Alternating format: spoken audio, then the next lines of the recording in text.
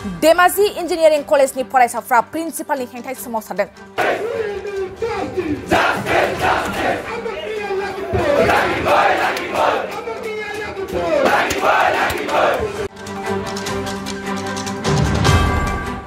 Dhemaji engineering कलेजाव बृहस्पतिबारनिफ्राय दुंहाव थासारि सोमजिदोंमोन।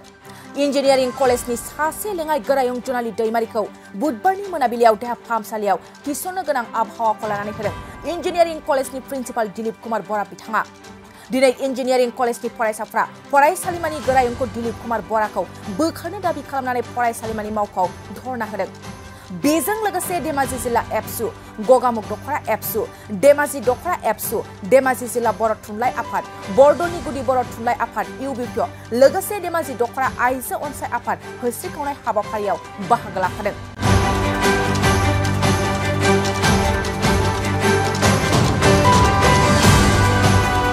अजद होनाय जादों दि साननैनि गेजेराव गोरायुं दिलीप कुमार बराया बे फरायसालिमानिफ्राय ओंखारलाङागौमानि फरायसाफोरनि फारिलाइ बानायनानै आनजादनि इसिङारि नाम्बारखौ बाङाइ खालामनाय जादों। फारसेथिं फरायसाफ्रा बिसोरनि बेरेखायै सोमावसारदों। फरायसाफ्रा अजद होदों दि प्रिन्सिपालआ थांनाय 4 बोसोराव धेमाजि इंजिनियारिं कलेजाव फरायसा खौसेथिनि जथुम दानायखौबो गनायथि होआखै। बेराफारसे मैया बुधबार सानखालि बे फरायसालिमानि लेङाइ बिबुंगिरि जनाली दैमारिया गाहाय बिबुंगोराया बेनि मेन्टेलि टर्चार खालामनायनि थाखाय गावखौ जिउ फोजोबनानै लानो जुजिदोंमोन। जनाली दैमारि बिथाङा बे समावनो फरायसाफ्रा नुनानै रैखा खालामो होननानै फोरमायो। गगामुगनिफ्राय बिमल गयारिनि एक्सक्लुसिभ बडलेण्ड बुब्लि। बडलेण्ड बुब्लि नायग्रा साफ्रोमखौबो आङो बिमल गयारि। नैबे समाव दंफैयो आं Dhemaji engineering college. Dhemaji engineering कलेजाव नोंथांमोना नुगासिनो दं, गोबां खौरां बिजोङाव नोंथांमोना नुगासिनो दं जे धेमाजि इन्जिनियारिं कलेजनि लेङाइ बिबुंगोरा जनाली दैमारि मेमनि थाखाय प्रिन्सिपाल बिथाङा गोबां मेन्टेलिटि प्रेसार होनायखौ जों नुनो मोन्दों। बे समाव धेमाजि जिल्ला दुलाराय बर' फरायसा आफादनि आफादगिरि तेनजिं बर' सार जोंनिसिम दंफैयो। लोगोसेनो मा बुंगोन सार? बे समाव नोंथांमोन खौरांगिरि बयनिसिमबो साबायखर जासिबाय। दा बेवहाय धेमाजि इन्जिनियारिं कलेजाव मैयानिफ्राय मोनसे जाथाय सोलिदों। दा बे जाथाया जाहैबाय बेवहाय सासे प्रिन्सिपाल दङ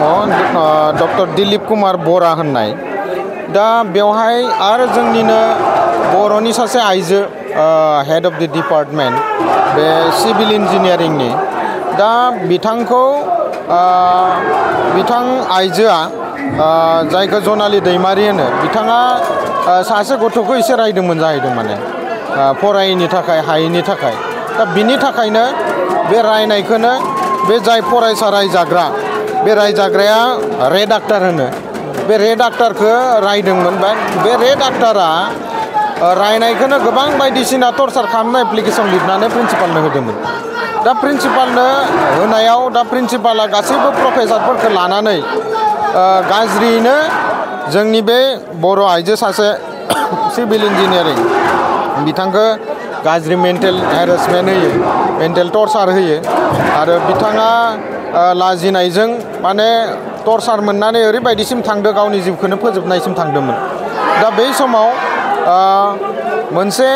मेडियानि गेजेरजों बे कलेजनि फरायसाफोरा गम मोनबाय जे जनाली बायदेवा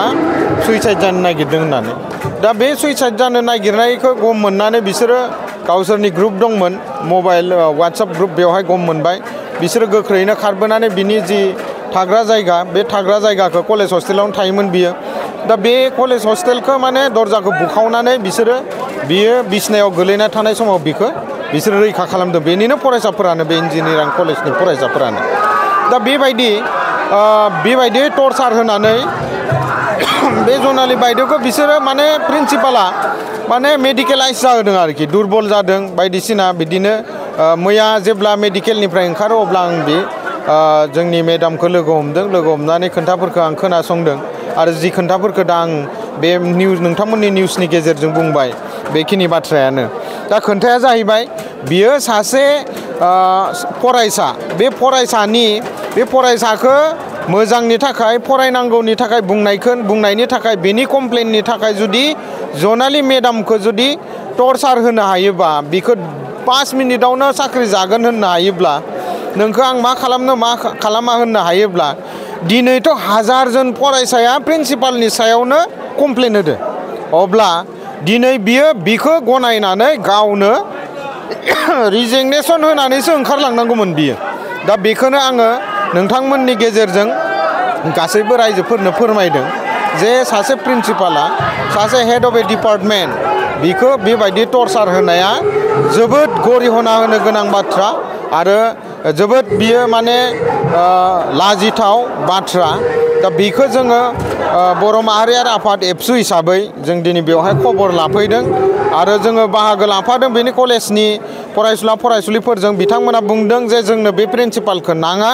बिनि सामलायनाया मोजां नङा बिथाङा गोबां टर्चार होयो बेल' नङा बिथाङा एग्जामाव माने नाम्बारखौनो उल्टा पुल्टा खालामो सोरबा बुरजा मोननायखौ खम होनो होयो सोरबा खम मोननायखौ बुरजा बानायनानै होयो बेबायदि नेमजों बे कलेजा सोलिगासिनो दं बे कलेजनि प्रिन्सिपाला बेबायदि नेम बेयाव खालामो जों दुलाराय बर' फरायसा आफादा बा सोलोंथाइ बे बिभागा आसामनि जे बेवहाय जोंनो गुन गोनां सोलोंथाइ नांगौ जोंनो क्वालिटि इडुकेसन नांगौ होननाया दिनै बेवहाय मा सोलिनानै दङ बेखौ नोंथांमोननि खौरांगिरिनि गेजेरजों सरकारा मोनहैजासे नोंथांमोनाबो फोसावनांगौ आरो जोंबो बेखायनो बुंदो जों दुलाराय बर' फरायसाया अराय बुंदो जोंनो गुन गोनां सोलोंथाइ नांगौ दा गुन गोनां सोलोंथाइ नांगौबा बेबायदि प्रिन्सिपालजों बेबायदि गोरायुंजों जानाय नङा जोंनो मोजां गोरायुं नांगोन आरो बे इन्जिनियारिं कलेजनि गासै फरायसुला फरायसुलिफ्रानो दिनै बे कलेजनि गोरायुंनि माने रिजिगनेसन होनाय बेनिफ्राय ट्रेन्सफार खालामनाय बिखौ नाङा होननानै बिथांमोना धरना होगासिनो दं दाबो आरो जों बेवहाय बुंदों जुदि सासे फरायसानि कमप्लेनखौ मानिनानै जुदि head of the department civil engineering जुनालि दैमारिखौ टर्चार होनो हायोब्ला वार्निं होनो हायोब्ला बिथाङा दा हाजारजन फरायसाफोरा कमप्लेन होनायखौ मानिना लानानै गावनो बे कलेजखौ नागारना थांनांगौ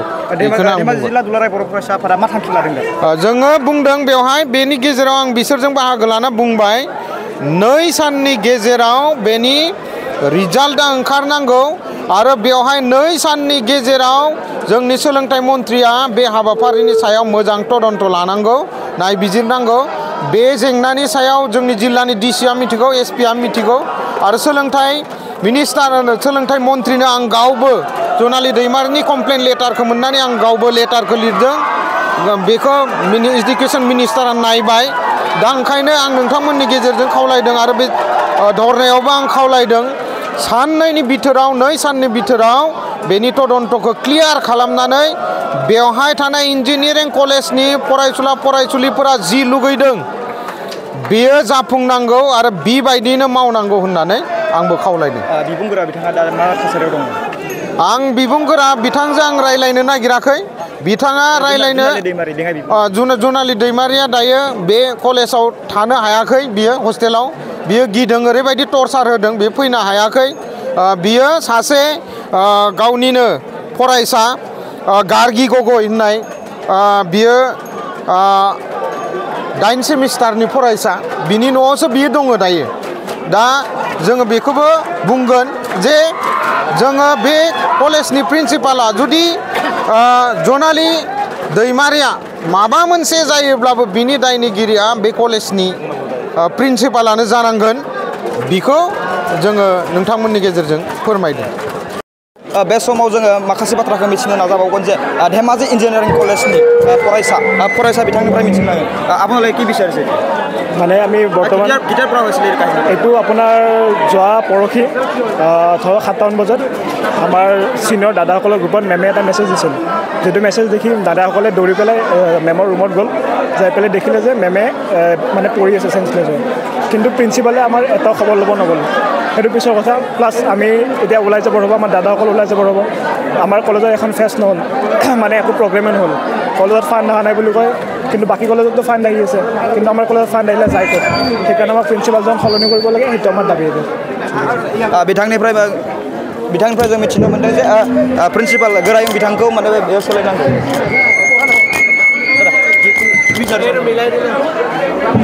ইয়াত মানে আমাৰ প্ৰিন্সিপালৰ পৰা গুণ্ডাগিৰি চলি আছে প্ৰিন্সিপালে মানে আমাৰ সব দুৰ্নীতি চলি আছে আৰু আমাৰ প্ৰিন্সিপালে অকল মানে আমাক ডমিনেট কৰিবলৈ বিচাৰি থাকে ইমান 4 বছৰ এখন ইউনিয়ন বডি পাতা নাই আৰু প্ৰিন্সিপালে অকল ডমিনেট কৰে প্ৰিন্সিপালে লিষ্ট বনাই লয় লিষ্ট বনাই পিনে ষ্টুডেণ্টক পূৰা এম কৰি লয় এম কৰি পিনে প্ৰিন্সিপালে মাৰ্কছ কমায় আৰু যদি ফেকাল্টিয়ে মাৰ্কছ নকমাম বুলি ক'লে পূৰা ভাবুকি দিয়ে প্ৰিন্সিপালে কাহিনীটো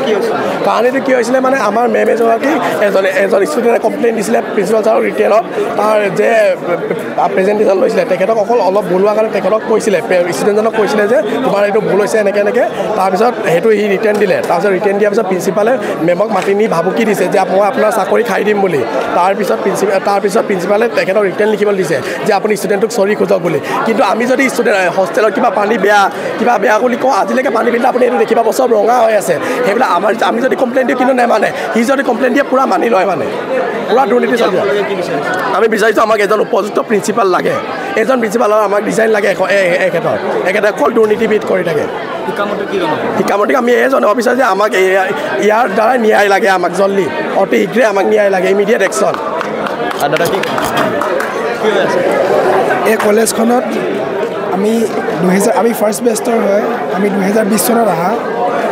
এই কলেজখনত তেতিয়াৰ পৰা একো ডেভেলপ হোৱা নাই এখন ইউনিয়ন বডি বনোৱা নাই আমি 2 মাহৰ পিছত ওলাই যাম আজিলৈকে একো এখন ইউনিয়ন বডি নাই বনোৱা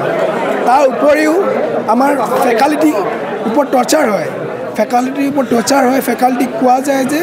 ষ্টুডেণ্টক মাৰ্কছ কমাব লাগে সেই বুলি প্ৰেছাৰ দিয়া হয়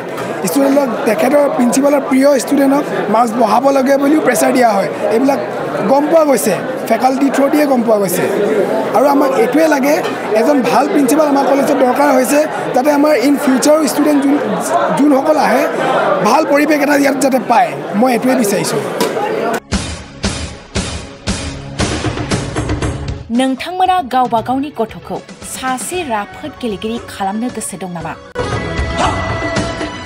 रायजोआरि हादरारि हादर गेजेर थाखोसिम गेलेगिरि खालामनो गोसो दंब्ला नोंथाङा गोबाव दा खालामसै सासे राफोद रोंखा-राखा गेलेगिरि खालामनो थाखाय नोंथाङा जानजि खाफ्रादो आरो मुं थिसनहैदो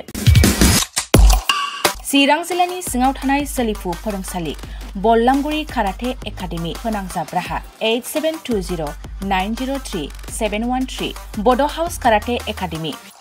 दलाइगाव फोनांजाब राहा 6900451157 बेंटल काराटे एकाडेमि फोनांजाब राहा 9678041226 बिरनगाव काराटे एकाडेमि फोनांजाब राहा 6901341656 आरो दालिगाव काराटे एकाडेमि फोनांजाब राहा 8720903713 बैफोर मख'नाय सोलोंसालिनिफ्राय सिगांनिफ्रायनो रायजोआरि हादरारि हादर गेजेरारि थाखोनिफ्राय बान्था मोननो हानाय सोलोंसाफोर मोननो हाबोनाय सोलोंसालि बे मख'नाय फोरोंसालियाव रोंगौथि गोनां फोरोंगिरिया फोरोंथाय होनानै नोंथांनि गथ'खौ सासे राफोद गेलेगिरि सोरजिनायाव मदद आरो जाफुंसार खालामगोन अब्ला मानोथो गोबाव खालामनो थाबैनो मुं थिसनहैदो